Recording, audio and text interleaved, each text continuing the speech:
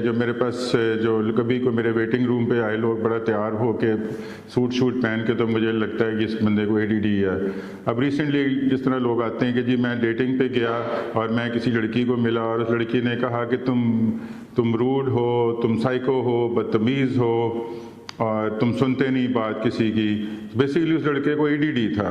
Basically وہ a decent guy, very intelligent, smart guy, لیکن اس کو ADD کے سمٹمز کیا ہوتے ہیں؟ اٹینشن ڈیفیسٹ ڈس آرڈر ہوتا کیا ہے؟ People who talk too much, can't listen, can't sit still۔ تین طرح کے ADDs ہوتے ہیں۔ ایک میں خالی ان اٹینشن، جس میں وہ دھیان نہیں دیتے، اٹینشن سپین بہت چھوٹا ہوتا ہے۔ دوسری طرف وہ they can't sit still، سے بیٹھا نہیں جاتا۔ بچپن سے اسکولوں میں ادھر ادھر وہ بیٹھا نہیں جاتا تھا، ادھر موو کرنا ادھر موو کرنا، بولتے بہت زیادہ ہیں۔ تیسرا ہے کمبائنڈ، جس میں وہ سنتا بھی نہیں ہے، بیٹھتا بھی نہیں ہے، اور وہ یہ اس میں ہے کہ وہ لوگوں کو انٹرپٹ کرے گا۔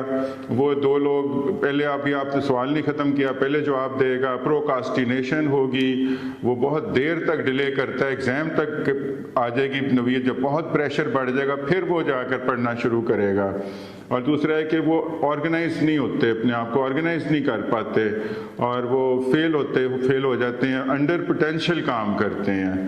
تو اس لیے کہ میرے پاس آتے ہیں 55 ایئر اولڈ، ایک بندہ پولیس چیف آیا کہ جی میں نے MBA کرنا ہے، مجھ سے ہو نہیں رہا۔ ایک بندہ MBA کرنا چاہتا تھا، ایک لاء کرنا چاہتا تھا، ہو نہیں رہا۔ پہلے وہ لائق ہیں لیکن ان سے نہیں ہوتا، کیونکہ جب ہارڈ آتا ہے ٹائم تو ان کی پراپر ایگزیکٹو فنکشنز نہیں کام کر رہے تو ان کو آپ پراپر ٹریٹمنٹ کی ضرورت ہوتی ہے، جس میں اسٹیمولنٹس، نان اسٹیمولنٹس ہوتے ہیں، اور ساتھ بیہیورل تھراپی ہوتی ہے جس میں ان کو آرگنائزڈ قسم کے انوائرمنٹ میں زیادہ سروائیو کرتے ہیں۔ تو میں نے کہا کہ یہ آپ کو تھوڑا سا بتاؤں کہ یہ ایک ٹریٹیبل کنڈیشن ہے، اس کو کیسے اس کو ریکگنائز کیا جائے اور اس کو ٹریٹ کیا جائے، تاکہ آپ کے اوپر اس طرح کے لیبلز نہ لگیں کہ یہ نالائق ہے، یہ سائیکو ہے، یہ روڈ ہے، بدتمیز ہے، اس طرح کی۔